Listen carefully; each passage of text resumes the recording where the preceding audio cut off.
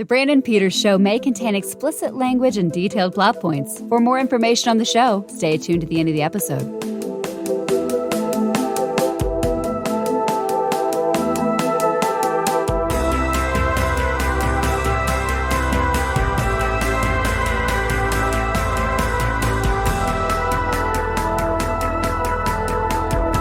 And now, here he is, Brandon. Welcome back to the Brandon Peters Show for the final part of this round of Rom Com Roulette. As we pick up, we have talked previously, Return to Me from 2000, which Greg had picked, and then 1934's It Happened One Night, which was Jessica's. Now we're on to mine, so we're going to spill in the wheel and find out what it is. Although, if you looked at the picture coinciding with this episode, you probably already know. But anyways, if you just click the button, didn't see the title, cool. The mystery is about to reveal itself. Well, we'll move on from the cutesy, fun, happy endings, Oh my God, good stuff, to some more ugly, tough, honest, and troublesome. 1981's Modern Romance. I don't think that we should go out anymore. I mean, I just think it's over. Okay, it's over again. No, not again. This is it. This is the last time. It's for real. You've heard of a no-win situation, haven't you? No. Really, no? You've never heard of one? Vietnam? This? After Robert broke up with the girl of his dreams, Don't call me either, okay? Stop, Dad. Very sweet. Thanks. he was single. There's 10 million people in this city alone. How difficult can it be to find one perfect person? It's not that big a deal. He was free. A call, Mr. Popularity. Mr. Popularity. Hello. He took vitamins. You broke up with somebody. Uh-huh. Yeah, you're gonna need C, magnesium. He started running. 1, 2, 3. I don't even miss her. 2, 3. He started dating. Ellen, out of the past. Ellen, Petey, Ellen. He had everything a modern guy could want. Robert Cole, everything you do from this moment on will only make you feel better. He felt awful. I'm alone now. I don't want to quaalude. What am I going to do? Hug myself? Please, I don't. Okay. Got another one? Columbia Pictures presents a film by Albert Brooks, Modern Romance. What are you doing here? You're going out on a date, aren't you? Robert, I'm closing the door. Okay. You two didn't get along. You said it yourself. All you ever did was fight. So who is he? You slept with him? Twice? I'm going home. All right, hold it. It's all we ever did. I'm telling you, we fought, and then we had great sex. We never really could talk. Yesterday you told me you didn't want to see me. Cheap talk. I love you very much, Mary. I know you do. Oh, I know you do. I guess that's the same as I love you too. Sure.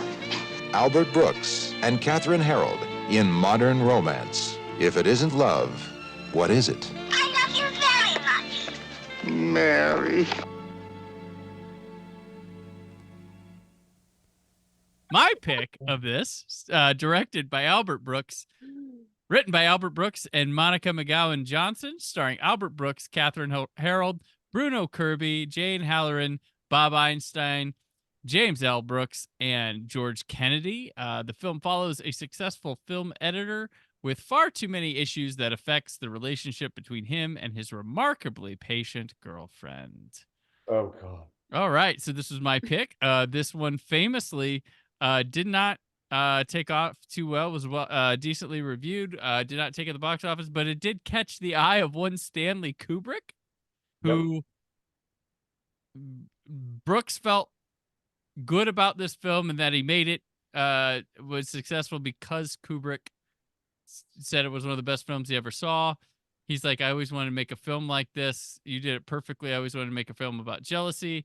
And it got to a point where like Kubrick called Brooks in the middle of the night all the time, talking about things, faxing him things, to where Brooks had to change his number.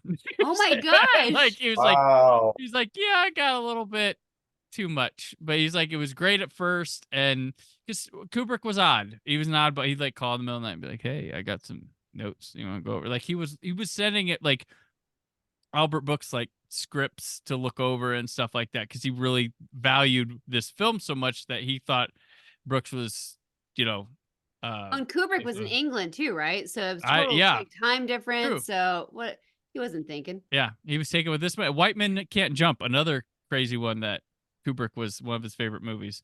That's amazing. But yeah, I love to hear about that. But I will, like we've done. One of you can take off from my pick here, Modern Romance. Well, this is the first time I ever saw Modern Romance. I do love Albert Brooks. This was so stressful only because it's so real and it's so ridiculous the whole time. Like when God, when he's at work and he's like, I can't work right now. I just broke up with my girlfriend. I'm a mess. Look at me. But he's just so cool. And everyone he runs into, he has to tell them, bye with my girlfriend. I just broke up with my girlfriend. And the turmoil in the head going back and forth, how he's like moving on, getting better. And then he can't cope it. Just watching his roller coaster of emotions throughout 24 hours was amazing and a little too real. That, yeah, it stressed me out, but it was fun. Like when he goes to the shoe store or to the old school like Finish Line or whatever. I love that scene. I had to rewind it and show my boyfriend. I was like, please watch this again. Because something about him getting taken advantage of by this sales guy, just because, I'm starting a new me, starting a new life. So I got to do whatever I got to do to move on with my new life. Is so freaking funny. And when he's like, no, this is pretty expensive. I don't know. This sweatsuit. And he's like, oh, I'm sorry. I took you for a serious runner. So, my mistake. You can get the box of the, bundle package. You'll be happy with the pack. You'll be happy with the box. So funny. My mistake. I thought you were serious. Sometimes I misjudge people. That is so funny. But no, the entire movie is so stressful. And then once, they're back together, what's going to happen and you're waiting for it because the whole time he's crazy jealous. Every little thing he's doing is like, you're wrong, you're wrong, you're wrong. Ugh. He's making calls. He's lying about stuff to track her down. I'm getting pissed off. And I'm like, I love you, Albert Brooks. What are you doing? Yeah, that's triggering almost, all the jealousy stuff. But again, once he thinks he's getting everything he wants and then he's getting it back, and she's like, yeah, I can't do this. I'm like, this is hilarious. They're going to keep doing it. And as we see, it will just keep going. The cycle will continue forever, probably. So that I did enjoy. There was enough comedy in there that I could keep watching it. The stressful stuff becomes more humorous on multiple watches, but the first time you go through it, you're like, I'm kind of like, oh yeah, this is too real. But then the whole time he's at work, I'm enjoying the movie editing stuff and watching the cutting of the reels. So that part I'm like, oh yay. Which I don't even know what it has to do with the freaking movie. Or maybe you can give me more insight on that. I'm like, why is this part even in here? But I enjoy it. It's probably my favorite part. Just him at work. Hulk sounds or Hulk. Wait, why is he doesn't sound like that. Well, you said the Hulk. I wanted to stop. The people are screaming or whatever. It's like, well, when he was at work, he wasn't insufferable because the rest of the time he was just like, I do like Albert Brooks. I do. But I think this was, when I put it on, I was like, I think this is the first time I've seen it because nothing was ringing a bell to me. And I was just ripping out my hair going, I'm uncomfortable, make this stop. How do people like this exist in the world? But I know that this is real. I know these men exist, but why do they exist? Why is this relationship happening? I wrote notes and I was like, why? I just kept writing, why is man creating his own problems? Like he's doing this to himself. This is not a problem. Why is he making a problem out of nothing? Why won't he shut up? Why? Like, I appreciate his honesty, but then he created the problem. So are we supposed to feel sympathetic that he dumped his girlfriend for no fucking reason? Why would he do that? Because she's perfect? No, that's not a reason. Get over yourself, you fucking asshole. Like, I was yelling at the screen the entire time. which again, a testament to the movie of being good. But do I ever want to rewatch it? No, because I'm so angry. With that being said, I want to watch this the athletic store scene again and again, because that to me felt like a contained, almost like an SNL skit where it would work plucked out of the movie. If that was just a short film of a man walks into, like, if it's a short film synopsis, a man recently out of a breakup goes to wants to change his life, and that's the whole scene. You do that scene with him on the running field, and then him like just going home being like, I'm about to run. No, I just came to run.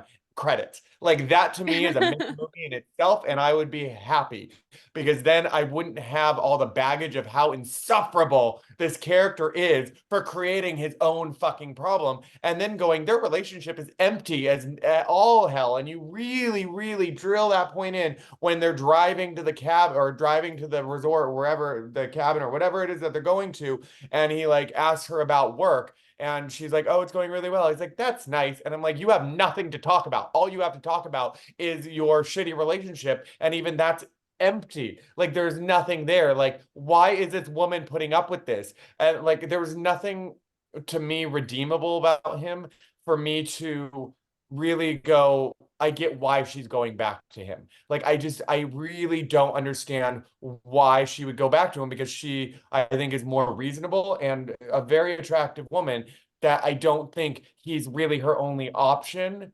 So what is it that would make her, I mean, I guess feeling wanted would make you want to maybe go back to somebody, but the inconsistency of feeling wanted in their relationship would probably, at least for me, I don't know, I've never been in something like this situation before, but again, I know it exists. So it really triggered me, this whole movie. So why did you pick it and put me through this? You don't Why? like it when someone stops at a random store to get you like a stuffed giraffe and a baby doll that goes, And it I'm worked. very No, sorry. And then he goes, Mary. He only got it so he could track her while he was driving by and see if it was going in the house. He bought so much crap that he could see if something moved, or if one thing got stolen, there'd still be stuff on the porch.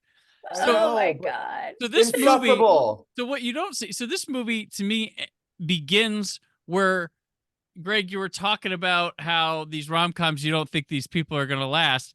This begins there, where they don't last. And we didn't see where he won her heart. He's doing all these crazy things again, because that's probably what he did to start the whole thing. And because she's so easygoing and casual and going with this, it drives him nuts, because he wants the constant challenge. He likes, this guy is obsessed with the journey to get the girl to accept him, but he can't accept that the relationship happens. He wants the quest, but not what comes after. Like, he wants, and he's an editor in Hollywood, and he's editing movies, and he's probably in his brain wants his life to work like a movie, and he wants to cut out bullshit. He wants to, and even at work, when it looks like his movie that he cut is, they're all happy with it, it's fine, just this, and this. Well, that's too easy going. He makes some cuts that piss off the director, and he butts, hey, well, I guess we could go, whatever. And he's being moronic about that. And then he just has to add some simple stomps in there. You just do it, little things the director said, and he's also egotistical to where he, talks about he's, saving the picture. I'm the, it really helped the picture, where he's talking to her at their first dinner, where he breaks up with his girlfriend, and he's egotistical about that. And then there's a joke made when they do the Hulk stomp thing, and they figure it out, getting the Foley sound. The guy goes, what do you think? He's like, well, you saved the picture. Like, just over the little stomp scene, which, Greg, you've worked on films. It comes down to these little ridiculous things, and stuff like that. And I think, why is she around? Well, if you go to the party scene that he takes her to, that's why she's around. He's this cool Hollywood guy that he's obsessed with her and takes her to these cool parties and stuff. And she'll lose that if he goes away, even though she's much better off without him. She's a very successful woman, but this guy keeps pulling her. Maybe she's had these abusive relationships, or we don't know a lot of where she's come from. All I can gather is she likes the access that he provides with it, because she's very popular when she goes to those parties, But Well, because she's a lovely, beautiful woman, and he's not like unappealing in this movie, but I mean, he's maybe what like a, I mean, he's like like just looks alone, visual. If you were just like looking at this character, I'm not like judging Albert Brooks like looks, but I'm judging the character and how he's portrayed and how he dresses, everything. mm-hmm. Maybe a 6, like a 5, like a gay 4, like a straight 6, like I don't know. But like but like there's nothing in his personality for me to redeem him in any way. Like there's no charm there. Like there's nothing really charming. I think part of it is like he's saying the things you're supposed to say, but there's nothing behind it. Exactly. Like and I think that's part of it. Like he calls that woman to set up that date when he's on Quaaludes, and then he just goes over and then he drives around. And he's like, you know what, this isn't working. That's so ridiculous. Like, because the song came on, the date, and he picks her up, going, "I don't think I remember. Like, I called you last. Like, why are you even doing that?"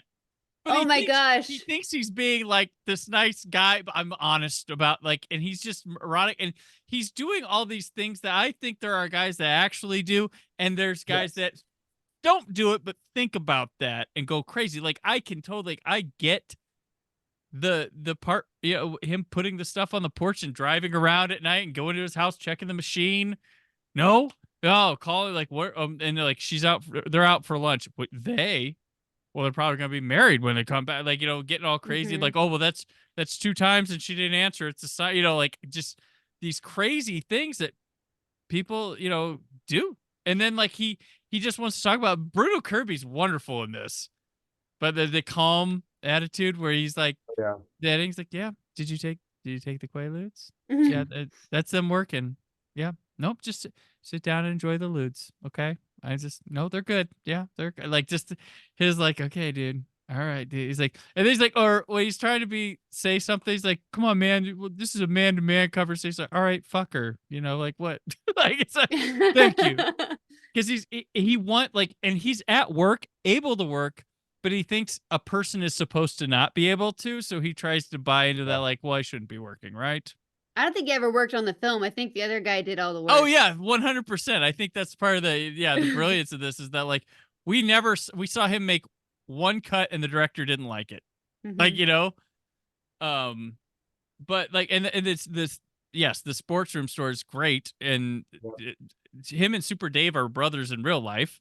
So, but James L. Brooks is not his relative at all. That plays the director in it.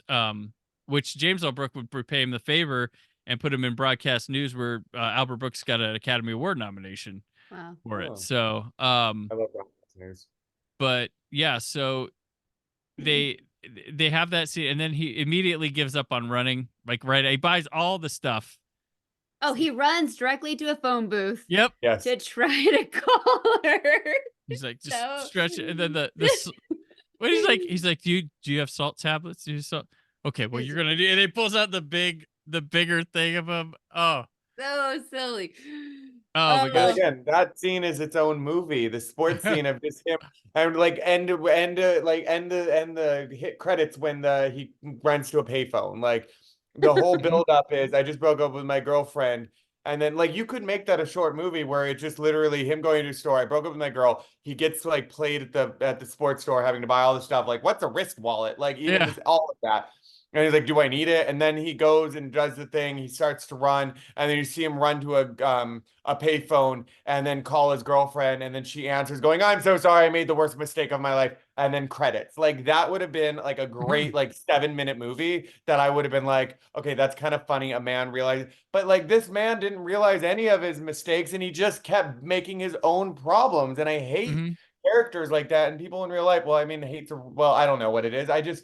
They're insufferable and I don't ever want to be around them because you're creating your own problems. Like, why did you stop her in the first place? You can't be like, I hate people who get sad over their own decisions. And it's like, well, you made your choice. Like you did it to yourself. You don't have to be sad. You were, so I'm neurotic. I know I'm neurotic. And I think these things going, oh my God, they're with somebody else. They're clearly getting married. They're doing it because I was the one that was dumped. But when the dumpy does that, it's like, get over yourself, you dumb piece of shit. You ruined somebody's life and hurt them. Like, don't feel sad. Like, I feel really little sympathy for the person who dumps somebody like in any movie. Like I just do. Like you created your own sadness, get over yourself. Well, and then he gets excited when he's shaving and he finds that phone bill. And he's like, Oh. oh, there it is. That's And- my reason to keep on going. Oh, and then he tells her like, "Oh, I called the number. I know." Well, yeah, like, the part why are you is like, well, talking who this was? long? Blah blah You blah. can be honest. You can be honest. I called the number. Well, guy paid. okay. Why was the phone bill in the bathroom? Yeah, I wondered that. Okay, that's what I was saying about like when I would return to me about it being on the desk. I was like, that makes sense. Why was the phone bill in the bathroom drawer? Drove me crazy. I don't know what plot device or what anybody was thinking on that one, but I really want to know if there's an interview out there. I need to do some research that I still can't even justify or rationalize why that would be there. You know what? Speaking of drawers, in Return to Me, I thought it was so crazy that the dog food was just dumped in a pull-out drawer that they would cup out instead of it being in a bag somewhere. I'm like, this is how you get mice. Sorry. If you paid attention to where the dog food was in the kitchen. Indeed. But when this movie, when she's leaving in that beautiful dress and he's like, are you wearing that to work? Are you not going to cover up with some wool? I can see your nipples. She's like, yeah, okay. But she doesn't even care. Everything he says, like, it doesn't even phase her. And that's what's funny, though, that she's like, because if it was a really psychological relationship, like messed up one, I feel like she probably would have covered up because then he would have been really pissed at her or she'd be afraid of him. But she's not afraid of him. So she's like, yeah, okay, I'm going to do whatever. But I don't know why I laughed so hard when he's like, there's people out there that only rape. They're out there. Like trying to warn her, like, don't you dare wear that dress because this will happen. And she's just like, yeah, okay. I was like, oh, geez. So yeah, it's so weird. I guess they deserved each other because she knows what he's all about. She doesn't care. She takes him back every time. Yeah, God, every time he's like jealous. Like she's not allowed to work with a person of the opposite sex, basically, in his eyes.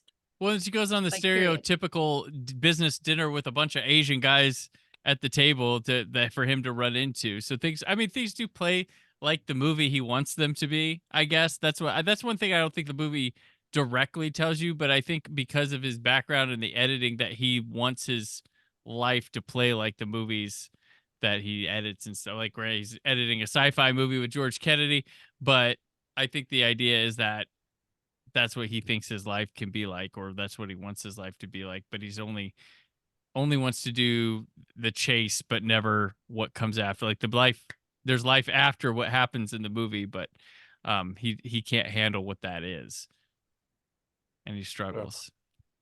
It's infuriating. It's infuriating. I hate honestly, I hate the chase in real life, so I avoid anything related to that. So having to watch this movie just made me so because you're following the dumper, and I was like, no, let's follow the one who got dumped. Like I want to see what she's doing. I want to see her potential dates after him. Like what is she meeting? Like who is she talking to that like he's the best option she's got? Like I want to know these things because I judge her harshly now too after that because she just accepts his proposal at the end. And you're like, why? Why? I mean, his behavior is becoming borderline abusive. I mean, it is abusive. It's not physically, but it is abusive because he's making her question herself and how she dresses and controlling and manipulative in certain ways because the jealousy is a form of manipulation. So like, what is it what's the appeal there? Like, I need to know more about her character. Otherwise, I'm just mad at it. And again, that doesn't mean the movie's bad, that these characters are so insufferable because I think that's the point. But it's definitely working on you. Oh no, it worked. Having a reaction to something is better than forgetting it. And I'm not going to forget it because I'm just so angry that these people exist. Well, angry they exist. And have you seen Defending Your Life? I don't. I think I have. Is that with Meryl Streep? Yeah, watch that one to watch. That's what I think is his masterpiece. But watch that. Go ahead, watch that one to watch this out with. Watch this out with if you. And then Finding Nemo. Movie I love The Muse. I love The Muse. Muse, yeah. That movie's great. I own that on DVD. It's pleasant. Sharon Stone is like crazy, and I love it. I love that movie of his. I think that's one of the lesser reviewed, like kind of. Yeah. Down, but I think it's charming. Because I love Annie McDowell in it too. She's so like just flighty. Like I really like his directorial career from what all he's done. He's it's a limited space, but tend to like most of what he's done. Yeah. He's got Lost in America and got a lot of good because like there's a thing where like there's with like Woody Allen in the 70s, and if Ed Burns is the 90s, Woody Allen, he would be like Albert Brooks would be more like the 80s with what the kind of neurotic, like weird kind of indie relationship drama comedies that they would make that really kind of fit this vibe. But like he was probably the one for the 80s with that, I would say, even though his career goes into the 90s with things. But I noticed a lot of similarities in those three. Interesting. Ed Bird's a lot more clearly, but there's just there's a lot more gaps in Albert Brooks' stuff because he acts a lot too. Is modern romance though really classified as a rom-com? Like it's comedy, yeah, but it's not romance. I mean, it just because there is the word romance doesn't make it because there's nothing romantic about this movie. He bought her gifts. He lied about scheduling a getaway, but then he did actually take her on a getaway. It's a horror movie. It's a horror comedy. You're It is right. a horror comedy, and there's no change. I think the thing is that the humor's a bit different with it than traditional rom-coms. Yeah, because there's no romance. I'm not worried about the comedy. I got the comedy part. I just didn't get the romance. Yeah, we usually are rooting for characters. That's the thing. Yeah, Rom-coms, like, you're rooting for them. You want them. They have this There you chemistry, go. and this couple has like no chemistry. This is You know, more a bit it's more the actor. deconstructive. It's a bit more the deconstructive, but yeah. anti-rom-com. It's like I'm gonna be that meme, the meme of the guy who's like sitting on a table with the sign out front, like change my mind. Oh. I'm gonna be like, this is a horror comedy, change my mind. Like so far you haven't. Like it's a horror. Like this is a horror movie because this is like repeating like hell for me. Like if you want to know what my hell is, it's this relationship. Like if I was ever in it, like I don't think I would ever be in this situation. Because I don't know if like I've never had somebody try to get back with me after it's like ended type of situation, but I don't want to ever encounter these people ever. Desperately get back with you. Yeah, but that's the thing though. I don't know what their bond was even built on. It's just they're both toxic people, even though she's lovely and wonderful and easygoing. For her to accept any of this, and it is a very clear pattern. And it's happened before, right from the jump. She's like, again. So, this is the last time. This is it. We don't like her, and she's like more stubborn this time than usual because it's like he has to work harder. But it's like the cat. Like I would get it if they had a common interest and we saw them do something together that was like, okay, well that's cute that they do it. But like right now, it's just the only thing that they have is the chase and her gravitating towards the desperation that she's attracted to desperation and he's attracted to her aloofness until he gets the response and then it repeats it, and like it's toxic, it's bad, and it's a horror comedy. I think they all agreed it was great sex. They had great sex together. Yes. Okay, well, I've been there. I've been there with people that I'm like, but again, it doesn't lead to let's do it. It's more of like, let's try to see what it's like outside of the bedroom. And then maybe it works, maybe it doesn't. But there's no weird, that's not enough for me to like desperately like call and do anything. Like I'll reach out for something good in the bedroom and I'll be persistent about that, but I'm not going to pursue more or a relationship out of it. It just, if I'm in the mood, like I'll go for true, tried and tested, no matter how toxic it is, over somebody new. But they're using the word love so profoundly in this that it's not love, then it's just like passion, which even the sex scene in that, well, they didn't even really have sex. He came over to her house and they kind of make out and then it cuts to the next morning. Mm-hmm. But like that didn't even seem very passionate. It just seemed like a married couple just being like, tonight's our sex night. Like, where's the pushing against a wall and going at it? Like, I want to see rawness gonna give me it. Like you're just giving me ordinary people who are insufferable, which again is probably a lot of this population. So again, I'm not questioning the movie and its validity or its truthfulness or its authenticness. I'm just saying I hate everything about these characters. So well done, Albert Brooks, for just basically creating my nightmare. Fair enough. I will try to stop my order of the theatrical one-sheet poster for it that I sent to you, Greg. You're like, it's signed by the cast and crew. To Greg. Thanks for watching. Hey, no. But I find entertainment out of the stuff that you're hating so much there that's driving you nuts that I find it a unique entry and perspective on the things. And the passionate sex, I think we're at the point of this relationship where that is gone. And I think it's trying to show that sort of going through the well, we did it, I got her back, and now what? And then like it was going to be boring again, but he found the phone bill in the bathroom, which is where you do your phone bills back in the day. Which nowadays you wouldn't know that. You wouldn't know how long someone was talking to somebody unless you got their phone. Or I guess today, find her password, or she'd leave her phone unlocked and be like, "What was previous calls?" Huh? All right, so technology. Let's see a modern day remake of that. Oh my gosh, that would I modern couldn't romance. watch it. Oh, with It'd modern be gross. technology, scrolling through everyone's DMs, Facebook. and be like, God, I know. Looking at, I saw like, you liked her post. Yep. Like just all this over dramatic stuff that didn't mean anything. Meanwhile, you know they are both cheating or something, and it's just projecting. And I don't know. Bleh. Yeah, that just sucks. So I know. Again, it's a horror movie. When I lived in Los Angeles, before it was called catfishing, I had a person I knew got catfished and went crazy about it, and like was like trying to look for this person that they thought existed, I think, and they like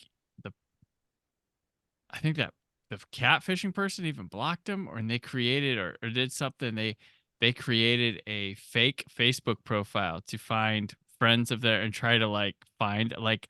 I'm like, dude, you no way. And then found like they lived in Phoenix and like I'm driving to go find them or whatever, and left to go find this person. So, and I'm like, oh my gosh. Did you ever see them again, or did they die? No, I saw them again, but that's scary. But I asked them, I'm like, did you meet? Yeah, we did. We met. And I'm like, I bet you did. And they would go on these drives to go like stalk or try to find this person that I was pretty sure didn't exist, but I couldn't I couldn't tell them differently or anything at the time. But like, yeah, like they were there's always these plans and we're gonna do this and we're gonna like and this is happening, and I was like, you've never met this person, you never. Okay, but this was years before catfishing had a term and a thing. So but yeah, craziness of seeing behavior like this firsthand for someone you'd never even met or been in a relationship with. But yeah, I never will understand that one. The virtual relationships that people invest so much time in without knowing a person. It's my I do have a really, not for right now, but a really funny catfish story. So people, if you're listening this long, you can message me for the story. It's a great story because I knew it was a catfish. So then my friends and I all teamed up to actually figure out who this person was, and then we did. And that's all I'll say as a teaser. Ooh. Yeah. Right. All right. Well, there we go. But that'll do it for our roulette. This has been a lot of fun. I'm glad you guys were all up for this. So maybe we'll do another one here. And until then, yeah, Jessica, where can people keep up with you? Let's be friends on Instagram. I'm at Jessica Alsman, or on X, Twitter, whatever you call it now. I don't know. At JN Alsman. And Greg? I'm at the McGoonies, on Instagram or Threads. I don't use X. Twitter, it's not X, it's whatever. Or Facebook, the McGoonies. Yep, all the same. All right. I'm on the socials and Letterboxd at Brandon4KUHD. And don't forget to sign up for the podcast stage and submit for the podcast awards at PopCon Indie coming this April in Indianapolis, Indiana. So that'll do it for this week. More coming from the show. So keep your eyes and ears peeled and stay on the YouTube page as my 4K and Blu-ray reviews are beginning to roll out there. So yeah, enjoy that. And as always, stay film positive. Thank you for listening. The Brandon Peters Show is a Creative Zombie Studios production. Produced by Brad Shoemaker and Brandon Peters. Written and edited by Brandon Peters. Announcer vocals by Jesscia Alsman. Theme song by Metavari. Web design and show art by Brad Shoemaker with Brandon Peters. All music and clips featured in the episode are property of their respective studios, and no infringement is intended. Additional information on this and other episodes at BrandonPetersShow.com. For any inquiries, press opportunities, or sponsorship, contact mail at BrandonPetersShow.com. The show is available on Apple Music, Spotify, or anywhere podcasts are found.